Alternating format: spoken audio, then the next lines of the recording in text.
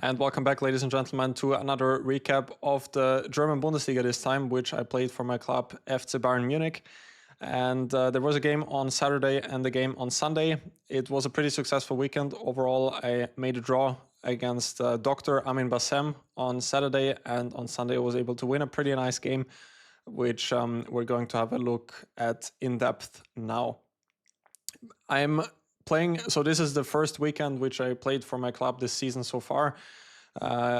So far, I never really had the chance. There were just always other things going on, but it's always a pleasure to play for Bayern Munich. We have a very strong team. I was playing on Saturday on board 5 and on Sunday on board 6.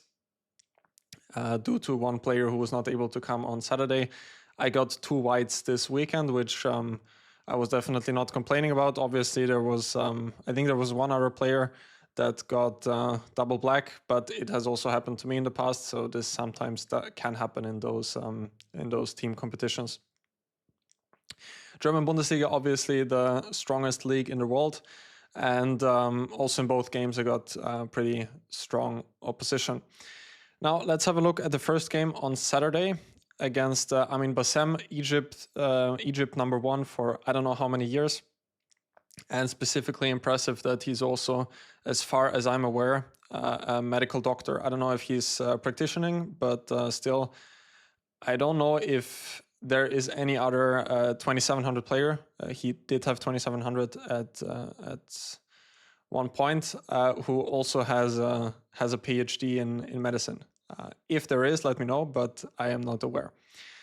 Okay, so in that game, I started with e4. I was also contemplating to play, obviously, something else, but there he usually plays the King's Indian, and generally what I was struggling a bit this weekend was generally energy, because I had many other things going on before that and still do now, so I was not really feeling to, first of all, prepare many different King's Indian variations, and then also to combat his tremendous experience and understanding in those positions. So it felt more practical to play e4 against him, also considering the fact that he almost always goes for e5. And I prepared one line, the 4 knights with bishop e5, which is quite a nice and practical weapon, because you can also play it against the Petrov, obviously, which my opponent does not go for, but that is always what speaks for it. What speaks against it is that it's probably not as challenging as the Italian, for example, or as the Ruy Lopez. But still, many strong players go for it. D4 obviously being another thing, the Scotch, the Scotch 4 knights. But I went for bishop e5, which I've already played 1 or 2 times before. I had one game against Nisipiano in the Austrian league. I think it was like 2022. And usually, I don't know, I like the system, but the only thing which I don't necessarily like is then what he actually played in the game, which is knight d4. Previously, he has only played bishop c5, bishop b4, and I think even bishop d6 in some games. I did play bishop d6 myself in the Sligo Chess Festival in the 8th round, which is probably the most combative option out of all of them, because against bishop e4 and knight d4, there are ways to flatten out the game, which actually also happened in my game after that. So mostly I prepared for the other moves, and there I came up with some ideas to keep the game going and have a solid fight. And against knight d4, I did not really find many things. I did not really find anything that special. Usually the main line continues with bishop c4, and after bishop c5 there's a lot of theory with, I think it goes knight takes e5, queen e7, and at the end of it black is completely fine, and sometimes it can also be a bit risky for white because white is lacking a bit in development. So in the game, I took on d4. Other moves are also, I think, short castle is what they play. But then I guess my opponent would have just gone for this line, which actually has some resemblance of the King's Indian, because white will later on go d5. And black is doing pretty okay here. It's the bishop pair and a solid position. So I went for this, knight takes d4, e takes d4, e5, which still some players are going for on a regular basis.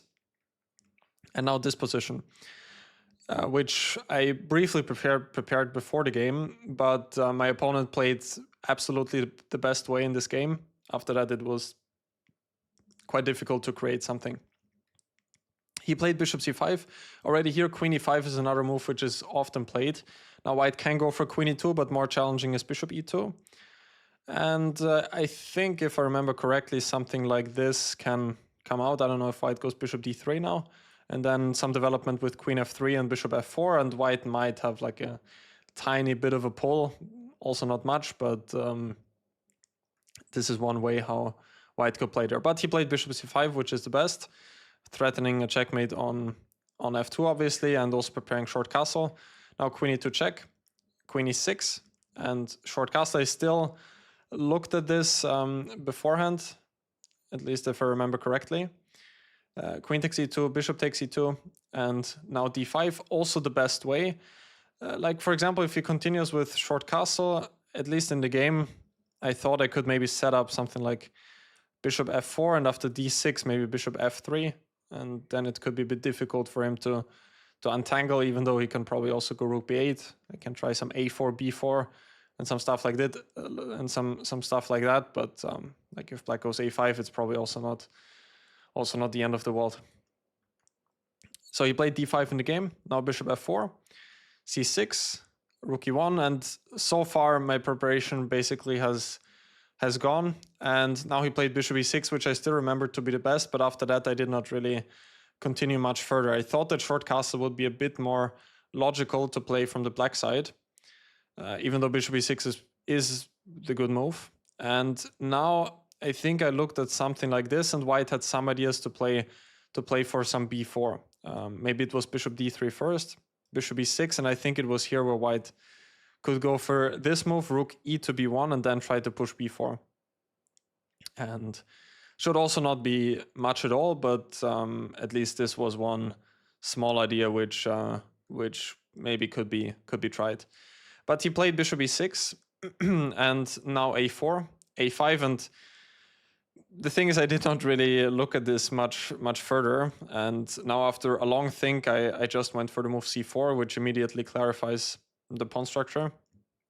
My problem was if I go for the same plan here, like bishop d3 first, then he can play king d7. And the king will actually be quite nice in the center here. For example, if I go rook b1 now, he could go, I don't know, maybe immediately bishop d6. And in some position like this, with the king already on d6, I mean, black can definitely be better. Also, my pawn on a4 is fixed on a light square, which is not great if we look at the bishops. And b4 is now not really doing that much. Like if I go for it immediately, maybe I can try to double up on the a file. That's what I thought, at least. And a4 could be weak after that. So I could still go for bishop d3 and now, I don't know, do something else. Not so sure, some king f1 or something. The position should anyway be very drawish, but here I then decided to play c4. I remembered some game between Yuan Yi and and Wei Yi, where I think c4 was played immediately, or maybe even one move before that. In the game, we had this inclusion with a4, a5, which, yeah, if it favors someone, it might even be black because of the reason we will see in the game. But anyway, it's an equal position. So he castled short, I took, and went bishop d3. Rook e8, now king f1. And here he played a smart move with bishop d4. And honestly, like, at least in the game, I was feeling a bit unhappy with how I played this. I mean, it was the game, I can already spot it. It was always okay for me. I was never worse, but it was feeling like I unnecessarily allowed him some initiative here. And maybe this was a point where I could have played a bit better. Maybe I should just go b3 or something like that. And after bishop d4, then I can move the rook from a1. Another move which I considered was, for example, to take and then to go bishop d2, trying to get the bishop to c3, which might have also been a better approach. Yeah, now bishop d4. Thing is, I probably don't even need to play c3. I think my opponent told me after the game that I could still go for this and now bishop d2. Because if he takes, then I can just go rook b1 and take on b7. but I don't know. Maybe it was b6, which I was not so sure of. Still, I could go rook b1, and maybe this would be a way how the game could end. Okay, I went c3, bishop b6 back, and here again I spent a lot of time because I cannot really get this. I cannot get to exchange all of the pieces. First of all, because bishop g2 just wins, and rook takes e1. But second of all, also, whenever this happens, maybe he can just go after my pawn on a4, even though now that I think about it, probably I'm in time for this, followed by bishop c8.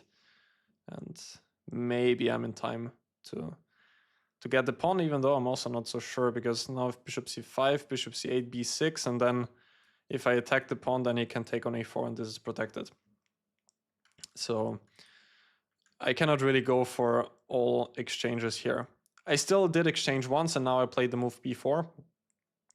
Bishop e3 is not really a threat, but his bishops are just more active than mine, and I don't really have a way to improve my position. Maybe he could like to play slowly with f6, king f7, g5, and something along those lines. So I decided to play b4 and get some activity myself on the queen side, perhaps with rook b1 next. Now he played rook d8, I played bishop e2. If he takes, I would just take back, and bishop d4 is not really doing anything. I thought the rook could go to many different squares, but for example to d1 or to c1. And maybe I could go b5 after that, and I guess that a lot of material is gonna come off the board here as well. So he played rook d8, now threatening bishop g2, so I went back to e2, bishop b3, and now he's threatening to take here and then to go rook d4.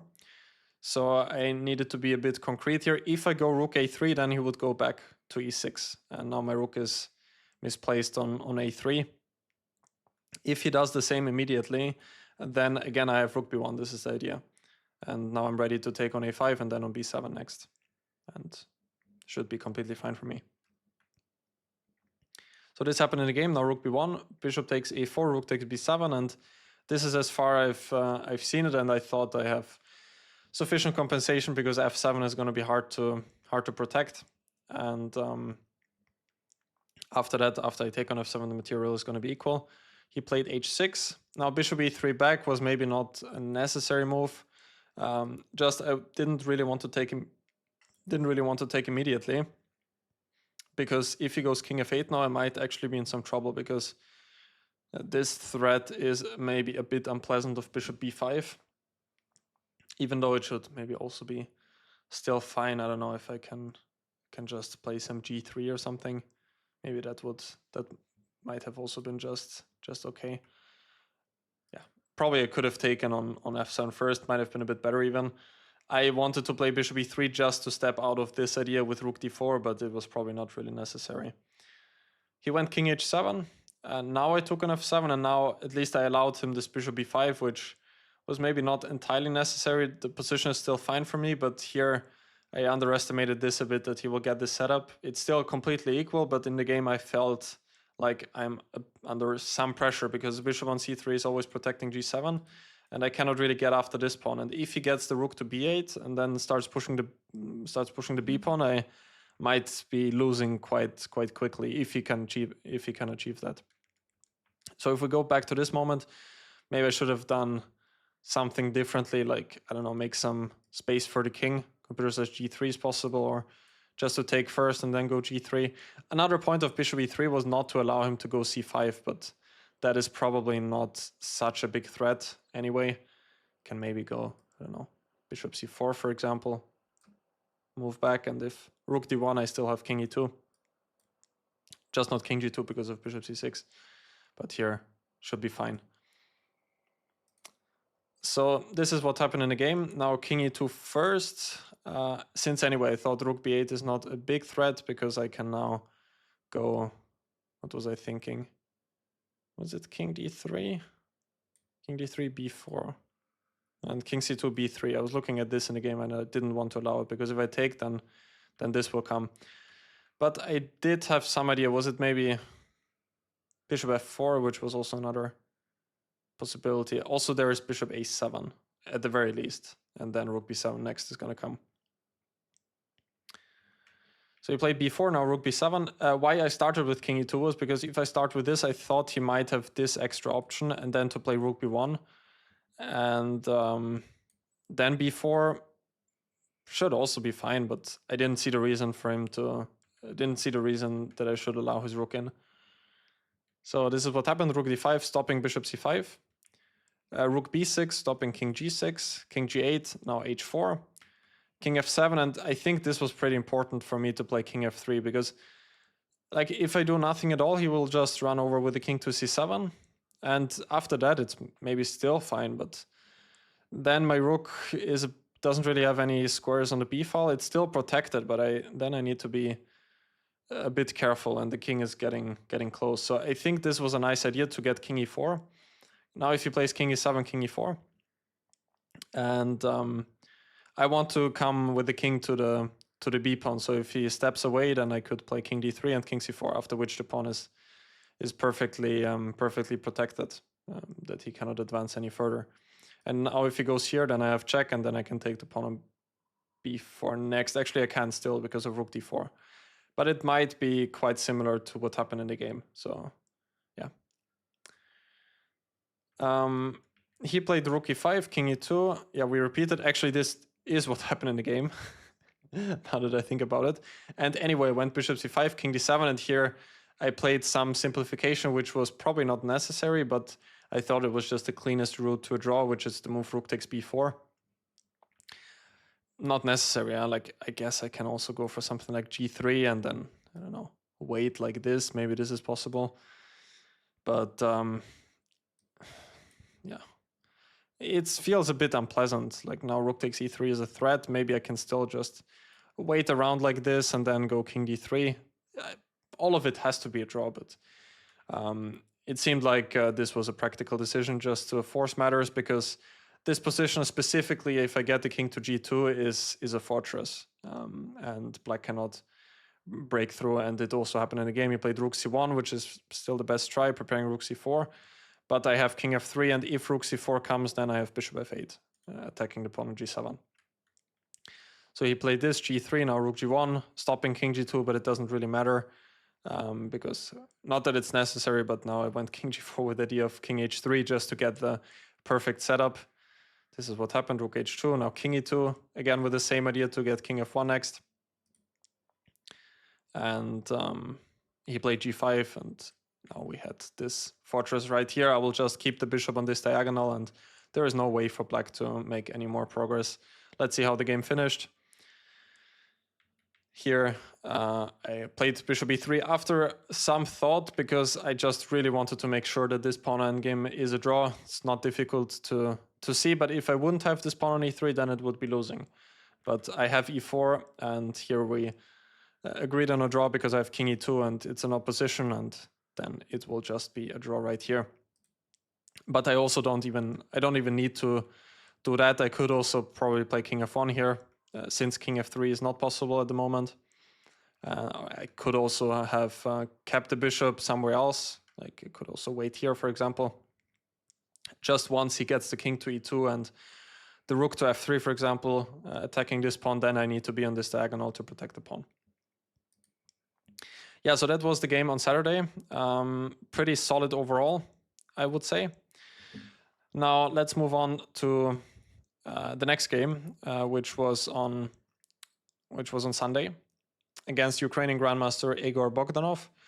And I can already say that this game was probably quite a nice advertisement for my Reti repertoire / course, which I did for ChessBase 2 years ago.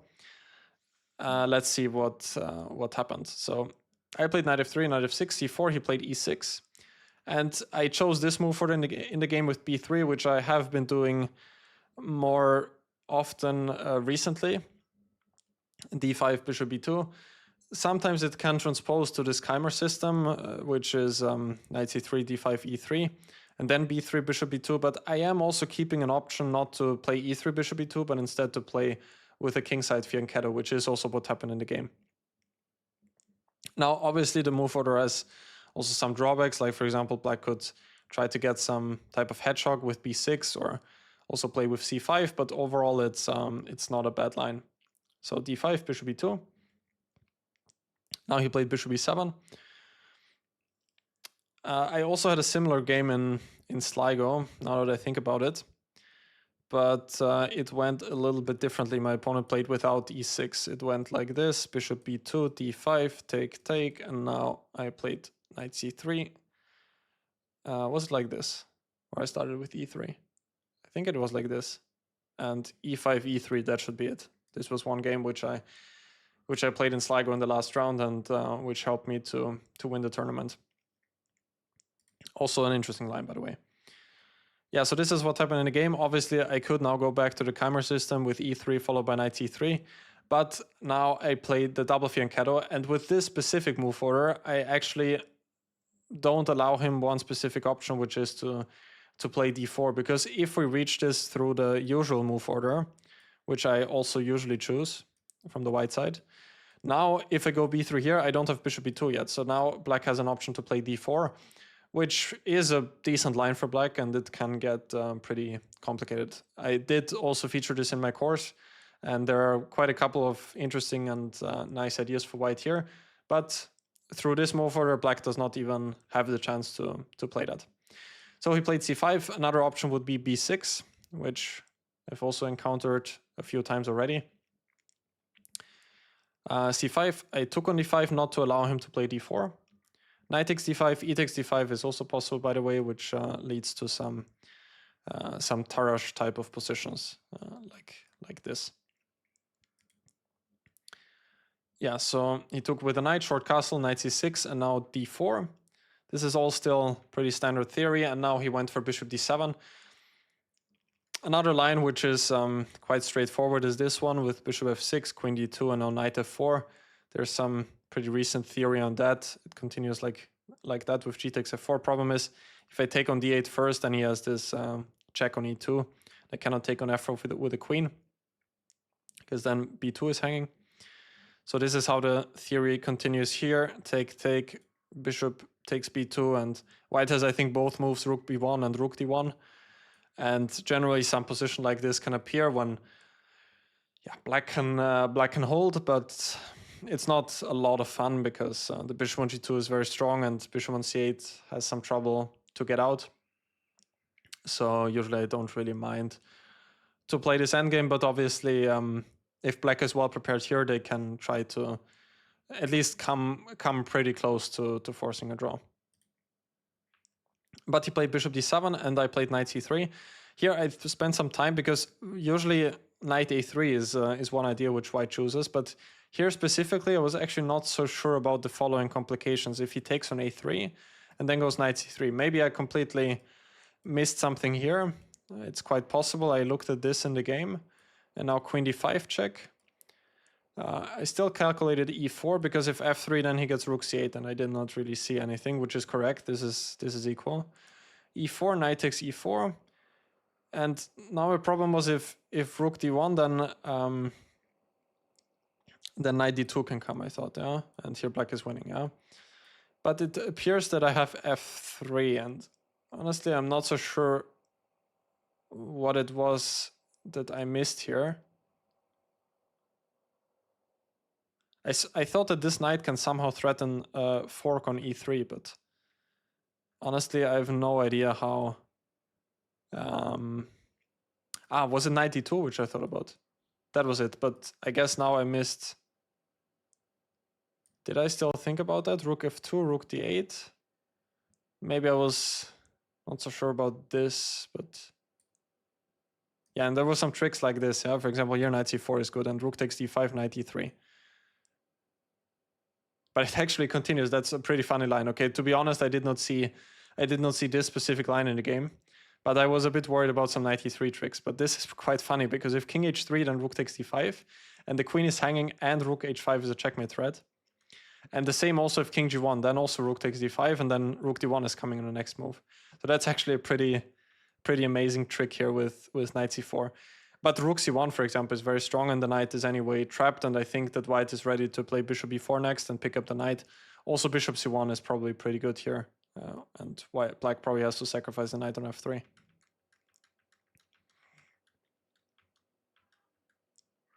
So I was trying to figure out those lines. I mean, I had one game also fairly recently in something like this, and here usually the knight goes to a3 in those positions. Like, to be specific, I had one league game in Vienna which went like this, and now knight e3 was the good move, and I was able to win that game.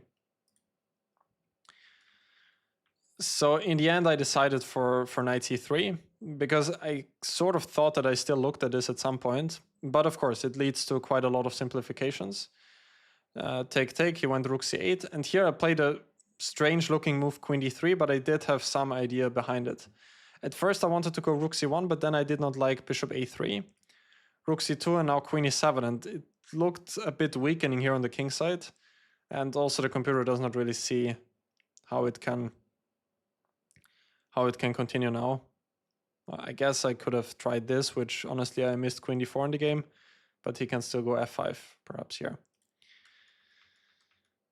Yeah, so rook c1 might have been a bit more natural, but here it was an instructive moment if we speak about comparison, because queen d2 would probably be a more natural square for the queen, but here the problem was if black takes now, bishop takes d4, he can go bishop c6. And now I cannot take on a7 because of the pin. And in the game, after queen d3, this is also what happened, but now I was able to take on a7 because the queen on d3 was protected. So he probably shouldn't have gone for that. Instead, the computer gives queen b6, but in the game I thought that this would allow knight f5. I even looked at this still, take and g6, but it did not feel like a clear equality because first of all, I can try to keep the two bishops on the board. Secondly, I could take here, but yeah, I guess the computer makes a draw here somehow, but in the game I was not so sure about this. I mean, it does look like an extra pawn after all. Maybe he should take with the rook instead, and yeah, after that it's probably nothing, yeah. Bishop d4. Queen c7 still I can take and probably pick up the pawn on a7, yeah. But maybe bishop c5 is quite simple. And yeah, after that it should be very drawish. So queen b6 might have been a bit better. Also what he played in the game, he took, and now maybe b6 could have been a bit more solid, but he's allowing me maybe some ideas with queen a6 at some point. Maybe I'm going to play rook d1 first. Yeah, should be fine for black, but white probably has the better side of the draw here. Still, it would have been better than what he did in the game. I'm sure that he assumed that in this endgame he just has sufficient compensation, but it's not so simple for him because I have an extra pawn after all, and it's not so easy for him to go after to win back the pawn. Bishop a3, by the way, might have been a bit more precise because here apparently I have the option to play a4, which in the game I did not really consider because of rook c3. But now I can play rook fc1. And what happens after rook b3? I can just play rook b1. Oh, that's pretty nice. And then I win the pawn on b7. Okay, I did not see that. In the game instead, I went for rook c1, which is maybe also good. Now bishop e3. Bishop a3. Take, and now I played king f1 with the idea to play king e1 and king d1. I was also looking at plans to play d4 and then king f3, king e4, king d3. My problem was if he goes king f8, king f3, now f5, important to stop king e4. And then I did not really see anything third. I was looking at ideas with d5, with the idea if he takes, then I get rook d1, and if he takes here, then I'm probably going to win the pawn on b7 at the very least. But the problem was that he can play e5 now, and after that I did not really see how it can continue. I think I still looked at rook d1, but then he can go king e7. And if rook d2, at the very least, he can take and go king d6 and win back the pawn here on d5. Yeah, so I decided to go for this idea with king f1. By the way, this a4 earlier would have probably been even stronger, just not to allow bishop a3, but as I said, I really did not see that. Interesting is also that rook b1 is just good, and he just gives back the pawn and says that this is just very, very good for white, now even winning rook c1, and I'm gonna get rook c7 or rook c8, probably winning the pawn on b7 by force. Yeah, but I played this in the game. King f1, king f8 was good, king e1, and here king e7 surprised me quite a bit. I was thinking that he would go for this with bishop b2, and my idea was to play king d1 with a double attack. And here I was calculating this line pretty far, this endgame, which I speculated that it has to be a draw, but I was not so sure if it's so simple for him. So my plan is now to just play b4, b5, a5, a6. For example, if he goes king e7, if he goes bishop c3, by the way, I have a check, and then I can play b4 on the next move anyway, so it should not really matter. So I was looking at this. Now b4, for example, yeah, king d6. What was it? Yeah, b5 first, yeah, because if king c2, I thought he can play king d5 and then bishop d4. And the pawn endgames can even be sometimes pretty bad for me. Like, for example, here, I'm not in time. He's just picking up my pawns. So I thought this was very precise to start with b5, because he cannot stop my pawns. If this, then I have bishop b6, and then I get a5, a6 anyway. So this is what I wanted to do. Now, for example, if king d5, a5, and I thought that some endgame like this, just as an example, could appear. And I thought that, practically speaking, I can have some chances, because I mean, I'm just gonna play a7, I can do so immediately, and he can never pick up my pawn on a7. Never. And in the meantime, I'm just gonna run with my king. Okay, let's say he goes, I don't know, let's say here, bishop d6. I'm gonna come with my king. And at some point, I can try to go into some pawn endgames, even if I then give up the pawn on a7. And also I have ideas with d4, d5. Probably not here, but maybe bishop b6 first. And if he doesn't do anything, but if he just waits, then it's still a draw here, apparently. But this, at least I thought it could be quite unpleasant, practically speaking. So this was my idea to go there, but it still should have been the best, if not the only way for him to keep the balance. He went king e7, now I get king d1. And now I can kick out his rook from the second rank, rook c3, and now king d2. Here I completely missed. Now I'm seeing it for the first time. The computer says that b4 is very strong, which I did not see at all in the game. It's actually a pretty nice idea. If he takes, then I have king c2, and not even king b3, because then he can go back. So what is the just rook b1 and rook b3, and then the rook is and then the bishop on a3 is trapped. That's a pretty cute idea. And if bishop takes b4, then rook b1, and then I can pick up the pawn on b7. If he takes, then he's even going to lose the piece. So he would need to move the bishop somewhere, and then I can take, and then king d2 next, and it should be a winning endgame.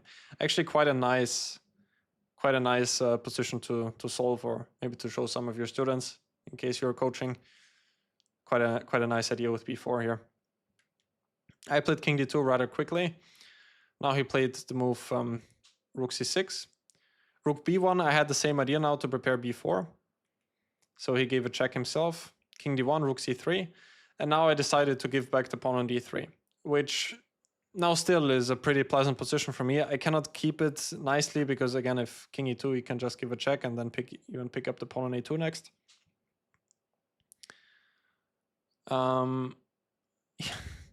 Even a3 is working here, because he cannot take, again, I assume because of b4, and the bishop is trapped. Another thing which I did not see in the game. But okay, he can still go bishop a5, and after that, mind you that bishop d2 does not really work because of rook takes d3 with the pin. So it's not so clear if I now gained anything, but it's a cool idea again. So I went for this. He probably needs to take. Another thing I looked at was d4, but here I did not like that my pawn is actually quite weak. And now if I go rook c1, he can just go king d5. This is what I thought. And again, he will just pick up the pawn on d4 next. And black is not worse. So this is the endgame we got, and I was still quite optimistic here, just because I have one possible outside passed pawn. And it's not so easy for him to stop them, and the pawns are going to move pretty quickly. a4 was a precise move, because if I start with rook c4, he can play bishop a3.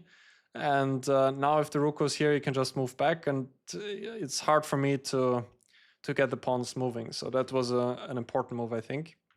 He played e5, rook c4, bishop d6, b4, getting the pawns moving.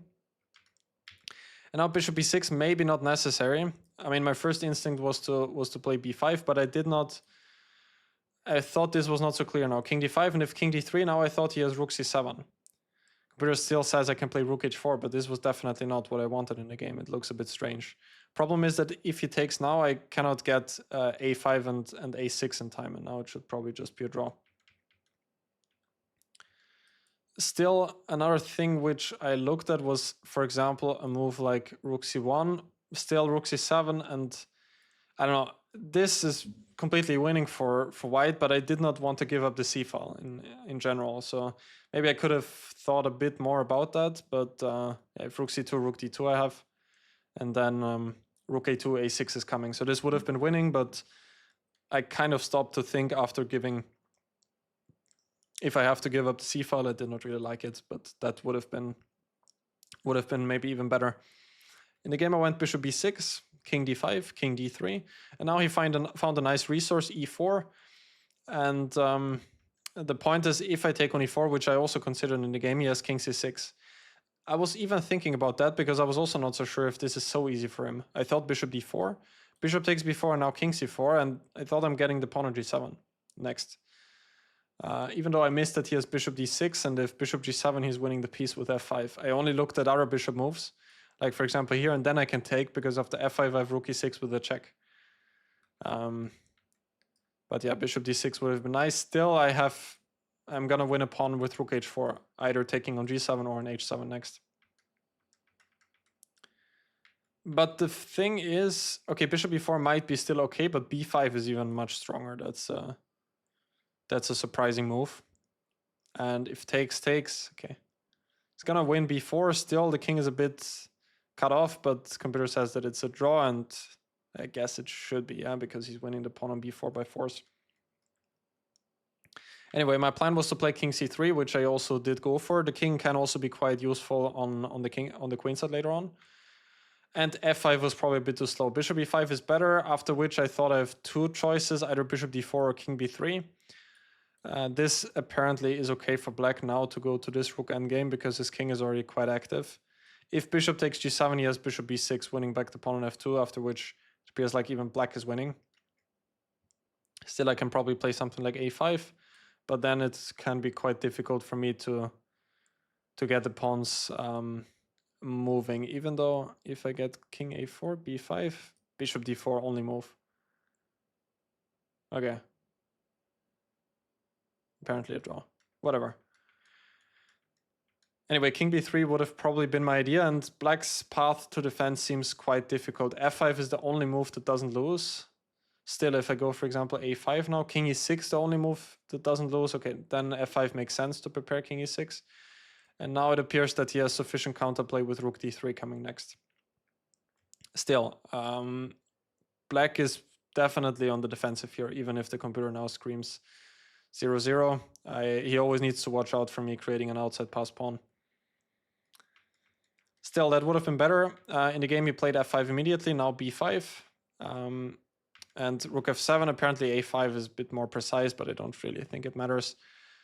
Also keep a big advantage here. Still, bishop e5 would have been the best, preparing king e6 next, but here he really lost the thread. He was running low on time and went rook f7. Now simply a5. Rook f8 and now a6, and now my pawn got to a7, and here I was feeling already that I have to be winning, which is also the case. g5, it was here I think the 40th move, yeah, rook a4, so I played it safe. I was also looking at some other possibilities, like more concrete. What was it, like for example king b3, with some ideas to move the rook along the c file and then play king a4, king b5, king a6. Which also doesn't throw away the win, but like for example like this, this was what I was looking at, but now already it's a draw because you can play e3, take, and even take. How is this a draw? This position is just nothing. If you can take the pawn on h2, interesting. Yeah, but the thing is I wasn't even sure, like even if he doesn't do anything, I don't think that king a4 even is a threat, because I thought he has bishop b8, which is a cute idea. Which is also true. So then I decided just to make one move that probably doesn't spoil anything. At the same time, it's even the best move, just protecting the pawn here. Of course, I'm letting his king approach, but it feels like my constellation here is anyway not so perfect, and I need to regroup somehow, maybe play rook a5. So this was anyway good. King c6, bishop d4, king b5, rook a1 back, bishop b4 check, and here, well, the position is anyway losing. I don't know what else he can try, I guess f4, but then I can enter along the b file somewhere, like for example here, king c6, rook b6, king c7, rook b5. I'm just gonna go after some pawns, and his rook is always needs to be passive, so it should be a technical win. In the game, he tried to go to this rook endgame, but no, it's a perfect example for why the rook is so good behind the pawn. And always, if black goes for some pawn endgames here with king b6, it will always be losing, because I'm just gonna pick up all of the pawns on the king side. Another thing, if he plays f4 here, I was intending to play g4, and he's basically in Zugzwang. If he goes back, I'm just gonna go king d4. And for example, if he waits like this, I can give a check and then approach with the king again. So he played h5, and now I decided to go for this. I guess it's not the only way. Like maybe I can also do something else. I was thinking about some ideas like this as well. To go to this endgame. Now again, he's in some sort of Zugzwang perhaps, but yeah, this is also winning. But the thing I did not really want to allow in general was that I need to calculate some endgames like this, but here it's quite simple, because he already has played h5 and I have already played h4. What is less simple is, for example, if he does that immediately, now I need to be a bit careful. For example, I don't know, if I do something like this and then just mindlessly playing like this, then the pawn endgames can often be a draw. I was looking at something like this often. Here I even have a much worse version. I think black is even maybe now in time by 2 tempos. No, he's just in time. Yeah, king f4 and king g6, king g4. Something like this I was looking at.